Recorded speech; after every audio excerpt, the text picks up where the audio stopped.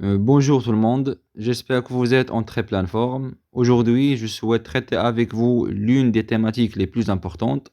Il s'agit en fait d'une question qui se répète pas mal de fois dans le monde de la construction. Cette question dit lequel doit précéder entre les éléments de maçonnerie d'une part et les éléments de structure verticaux, notamment les poteaux voiles et les voiles, etc. Donc, on va essayer ensemble de répondre à cette question. Restez avec moi jusqu'à la fin de la vidéo et abonnez-vous sur la chaîne si vous ne l'êtes pas.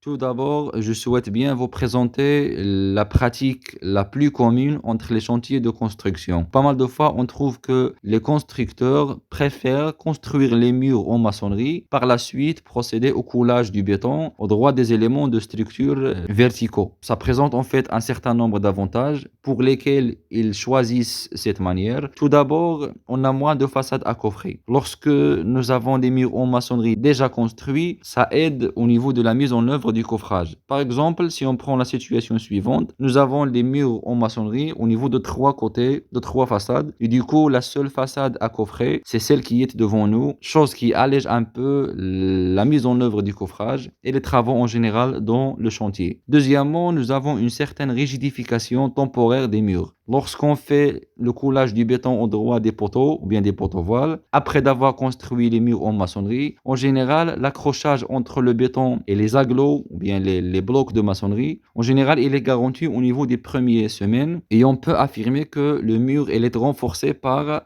le poteau. Alors que j'ai bien dit le terme temporaire, qui signifie que après un certain moment, cet accrochage il sera abîmé et on aura une rupture au niveau de la liaison entre le poteau et les éléments de maçonnerie. Et c'est dû en fait à la dilatation et à la restriction du béton, surtout lorsque nous sommes dans des zones où il y a trop de changements climatiques, des températures assez élevées et des températures assez basses. Dernièrement, lorsqu'on laisse les éléments en béton armé jusqu'à la fin, on peut s'assurer facilement de la verticalité de ces derniers. C'est-à-dire, lorsque nous avons un mur qui est construit tout en respectant les mesures et les contrôles de verticalité, en général, les poteaux avec lesquels elles sont enchaînées, leur verticalité est facilement mesurable. Alors que lorsque nous avons des poteaux qui sont vierges, indépendants, qui ne sont pas liés à aucun mur, donc en général, on peut parfois rencontrer des problèmes au niveau des mesures de la verticalité et ça peut même causer des poteaux qui sont dangereusement inclinés, comme la situation que vous êtes en train de voir devant vous. Et même si parfois ce n'est pas visible à l'œil nu, mais lorsqu'on fait des mesures, on trouve qu'il y a quand même une certaine inclinaison qui peut avoir des effets néfastes sur la totalité de la construction.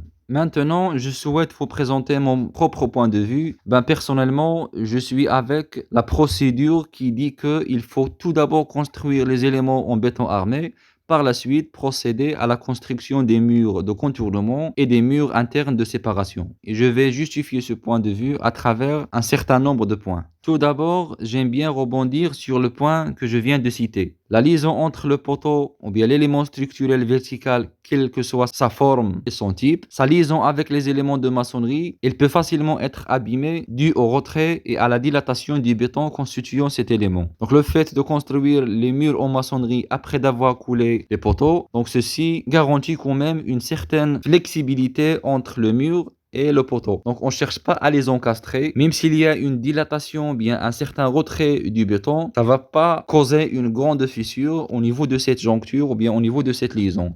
Donc, comme vous pouvez voir ici, nous avons la jonction entre poteau et maçonnerie. Elle est faite de la manière traditionnelle, c'est-à-dire le coulage du béton vient après la construction des murs. Et voilà la conséquence ici. De la même manière, au niveau de la photo à la droite, nous avons un poteau de rive et nous avons une grande fissure ici, au niveau de la jonction de ce poteau avec les deux murs de maçonnerie adjacents. Mais en fait, je peux avouer qu'il y a quand même une solution à cet égard qu'on peut adopter. C'est celle de mettre en place un grillage au niveau du mortier. C'est-à-dire avant de mettre en place le mortier de couverture ou bien après d'avoir mis une petite couche de ce dernier, on peut mettre en place un grillage soit en plastique, soit métallique parfois. Par la suite, on fait la deuxième couche du mortier afin que ce grillage soit noyé au niveau du mortier il va le maintenir, même s'il y a le détachement entre le mur en maçonnerie et le béton armé du poteau, ça va pas apparaître au niveau du mortier et ça va pas dégrader l'aspect visuel et décoratif de votre logement ou bien de votre bâtiment. Deuxième point, ou bien deuxième argument,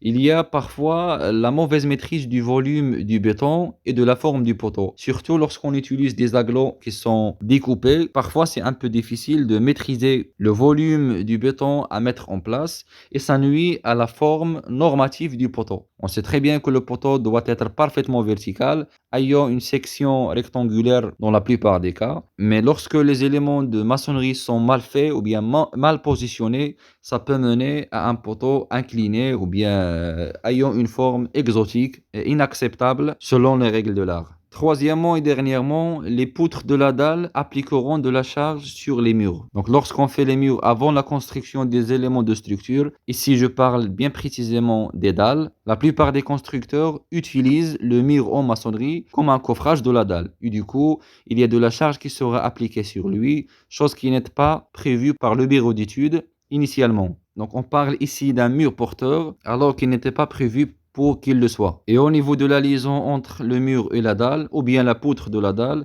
on aura ici une descente de charge énorme qui sera exercée sur ce mur, qui peut dans quelques situations faire apparaître des pathologies au niveau de ce dernier. Donc, pour l'ensemble de ces raisons, je souhaite bien vous dire que le fait de construire les éléments de structure en béton armé, tout d'abord, par la suite procéder aux éléments de maçonnerie, soit de contournement, soit de séparation, c'est un choix judicieux qui va garantir une bonne construction de votre bâtiment et une bonne durabilité. C'est la fin de la vidéo. Merci à vous. À la prochaine fois.